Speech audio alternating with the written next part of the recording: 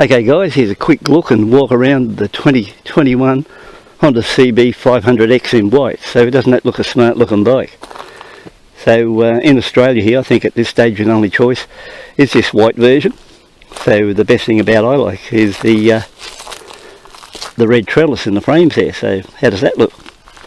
Naturally, for the last couple of years they've been running the dual outlet on the exhaust system. So these 471ccs put out 35 kilowatts.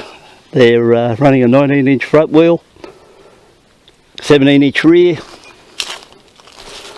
Actually a twin. The thing I do find at the moment on this run on today, windscreen isn't doing much of a job and sort of hitting me around about eye level on the trip, so I'll have to do something about either lifting it up, or I got a little bit of a windscreen deflector on a previous bike I'd bought before and it worked pretty well, so I'm probably going to have to go back and get one of those again. The slipper clutch on this bike, without a doubt, slipper clutch is one of the best features I think on this particular model bike. It's just a great thing to use. You can come along in fifth gear and go bang, fifth right down to first gear, or right down to second at least, pretty quick, and never have a problem with it all the way through. But once again, we'll come around this way, have a look at the bike itself. And once again, this bike is learner legal, so if you're just getting L plates, you can go out and buy this bike. It's not restricted to anything. It just comes into Australia at 35 kilowatts, so you can go out and buy one of these bikes 10 grand right away. And we just went through that dash earlier on there. Like I said, the best thing about this one, on this particular bike, I like this part for a learner straight off, or anyone. You got your neutral light there, you got your neutral up there, so you know what's going on. And the fact is, if you're in gear or something like that, or as you go to take off, it won't take off with your side stand down, it'll just cut out the motor. So that's a good safety feature there too. So you've got the ABS braking, so they're a must on any of these bikes now. And this particular 2021 bike, worldwide ABS is standard now as a factory. Or well, it was once a factory option, I think, from the previous models. Maybe not in Australia, but in other parts of the world. But I think in the USA now, this ABS is standard.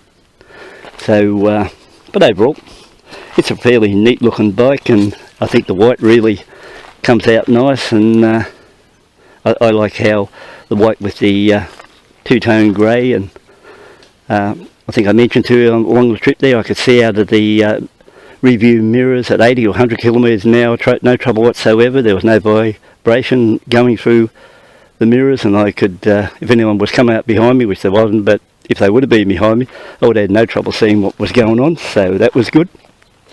The little bit of vibe I found at those speeds in the handlebars, a little bit in the left foot peg. But this bike hasn't got many kilometres on now, probably less than 50, so it hasn't done a great deal of work. But I will say one thing, it's a smart looking bike in this white. So I think Honda did a really good job bringing the white one for a change into Australia for something different. And also throwing a bit of red in that trellis frame. So I think overall, for the 10 grand you pay for one of these, you're getting a bike which is a really good bike if you want to go for a long distance touring.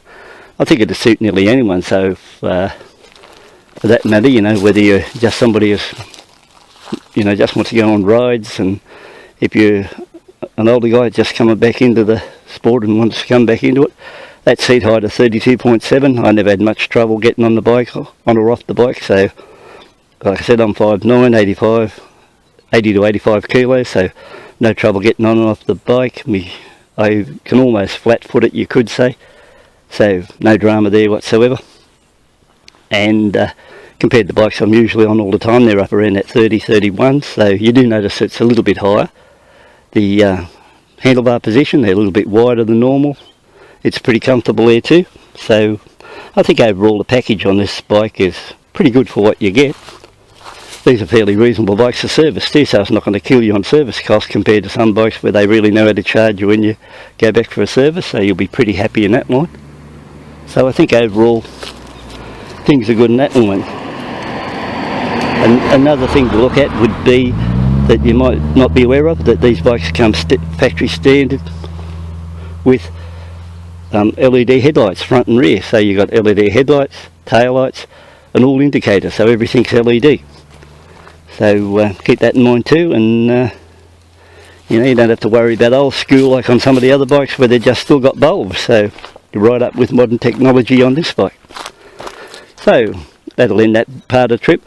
We'll go up here and run it through a little bit further along the road, and then we'll head back, and hopefully you got some good information out of this bit of a run I've taken you on the 2021 Honda CB500X.